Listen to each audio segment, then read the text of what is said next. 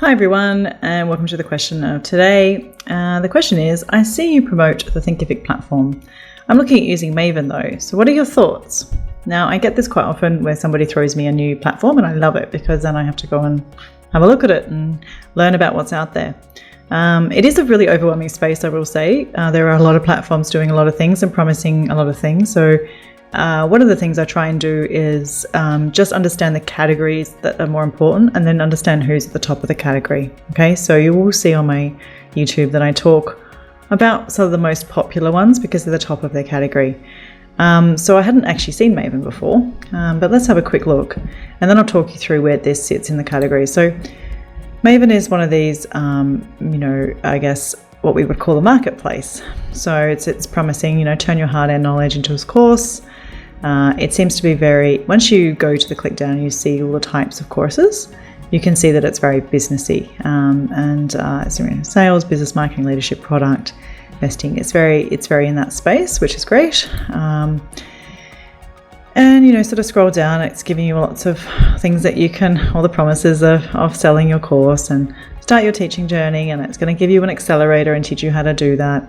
It seems like a really, top notch. There's a lot of money behind this platform. They're really having a good go. So, I don't see sort of cheap and nasty here. I see fairly good. And so the first thing I did was I went to sort of a business course, and I thought, look, let's see how much they are. What are the price points? And who are the people doing it? So you hear that, they're selling that lots of people can teach with Maven, and that it's executives and it's high level people, but I couldn't still find out how you actually go about being selected. It seems like you have to do the course to be able to go through it and tell you if you can do it. So then you look at the price point, you're like, okay, all right, so it's not so bad. $8.75, and it's cohort based, which is interesting. So much of these marketplaces don't do cohort based, and I'll talk about that in a minute.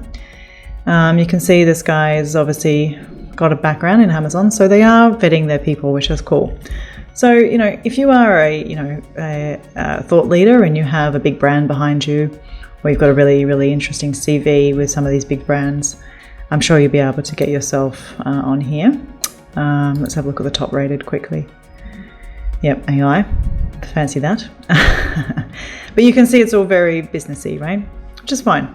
So let's just have a look at the categories. So, I said to him, okay, that's fine. But my questions back to him actually were more about what he's trying to achieve. Because if you look at the two categories, you have these categories, you have marketplaces. So Maven, Skillshare, edX. You can go and look at them up in your own time. I'll stick some links in the description. But they're all marketplaces. And they're marketplaces because they aggregates for course developers to come on and sell next to each other. So you're competing against the other people in the marketplace, all right?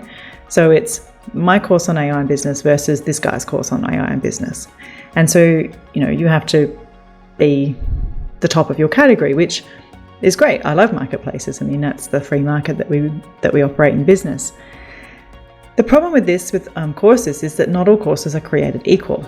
And a course I always say is like, how long is a piece of string? I mean, you can have a course budget of 20 grand and you can have a course budget of 120 grand. And you can have the one that's 20 grand actually do the teaching better than the one that's 120, but you can also then have the 120 trying to charge $5,000 because they're trying to make back their money. So not all courses are created equal. Not all course developers and teachers are created equal. And so when you go to a marketplace, it tends to be a race to the bottom. If you go onto Skillshare, they have a membership model. They used to, I'm not sure if they do now, but they have a membership model. Let's have a look, actually. I've got them up ready to go. Where you pay per month, I think. And so, yeah, you do. You pay per month, and it is literally a bit like a social media platform in there. You, as a creator, you have to get good reviews, get to the top. You've got to get the numbers in your students. Again, what's a course? 1 hour? 1 hour seems to be like 1.5 hours, but that one's 3.5. So, and the production video quality might change and be different. And again, when you're competing against other people, you sort of tend to have to do what they're doing. So if this guy has got a full production shoot that cost him a couple $1,000s for a couple of days shooting, to compete with him, you're going to have to do the same. So marketplaces just that. They make you compete with everybody else. So as opposed to a platform. And a platform is you control it. It's your pricing, your bundles, your school, your people come into your platform. You completely control it. Once you've got that subscription, that data is yours, those people are yours. And you can talk to them how you like, you can engage them, and you can set the price. And that is the biggest thing. So I sent back follow-up questions to my friend here who had this. He hasn't responded with them yet, so maybe that's the second video. But I basically said, well, this is fine if you've got that kind of a price point and you think you can get that kind of a audience and you can compete with the people in there.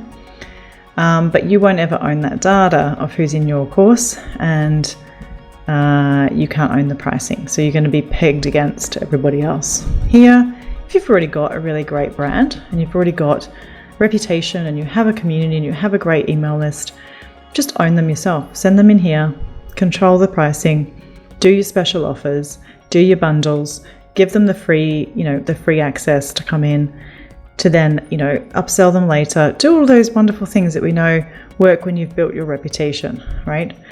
And when it comes to back end, my assumption is not being able to see the back end of these ones, because all I've seen from Skillshare is they're very video based. So it's just like click here, next video, click here, next video, which is fine if you're going to do all video, but not all courses need 90% video. Some of them only need 60% video because the rest is in the activities, the engagement, the social learning piece, the discussions, the community, right? So the backends generally in marketplaces are going to be less editable because they have to work for scale and for multiple people. In a platform, you're probably going to have, and I know Teachable and Thinkific, don't know as much about Kajabi's backend, but there are lots of things that are customizable. So you can change the name from lessons to topics. You can adjust things. You can do branding. You can make it all very, very much look like a system that you custom built, which is the key, because it'll be under your brand. This one, not your brand. So that's just some of the things we need to consider when we are looking at platforms. Comparing Thinkific to Maven is not like for like. If you said, why do you pick Thinkific over Teachable? Now that's a different thing. Maybe another video. I'm being yet to do a comparison for those two because I get that question a lot. So I will put a note down for that video.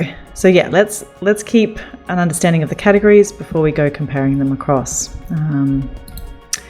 And speaking of that, I have a video. It's actually one of my highest rated ones. If you haven't watched it already, that's the difference between platforms and learning management systems. So lucky with his question, he didn't mix up a learning management system in there because he's definitely not in that category.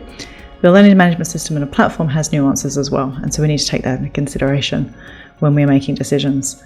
And there's an extra layer to that, which again could be another video, is about the e-commerce capabilities of LMSs versus platforms, because that's coming up with a client right now. It's very interesting debate to be having. All right, so what do you think? Have you tried Maven? If you have, let me know. What do you think about marketplaces? Have you ever tried to sell anything on a marketplace? How much work has it taken to you to get the revenue that you could get even if you went out on your own? And yeah, what is your experience? Thanks for watching, and until next time, stay awesome.